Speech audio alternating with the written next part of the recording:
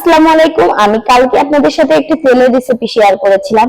আজকে আমি আপনাদের সাথে শেয়ার করতে যাচ্ছি একটি টোনারের রেসিপি, যেটা যদি আপনারা 7 দিন এক টোনার ইউজ করেন, আশা করি আপনাদের চুল পড়া 100% কমে যাবে।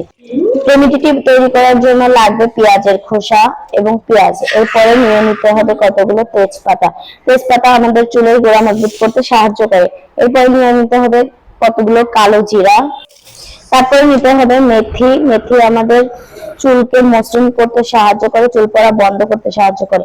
এরপরে এই পানিটা কিছুক্ষণ জাল করতে হবে, প্রায় 30 থেকে 40 মিনিটের মতো।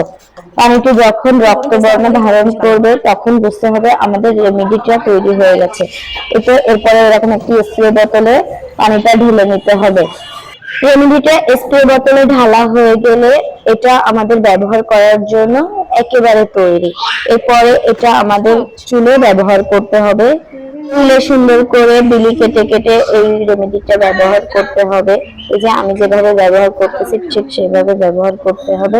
এভাবে ব্যবহার করলে আশা করি 7 থেকে 10 দিনের মধ্যে আপনাদের চুল পড়া একেবারেই কমে যাবে।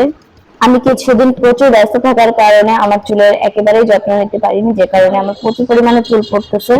ভিডিওটি কেমন লাগলো সবাই কমেন্ট করে জানাবেন।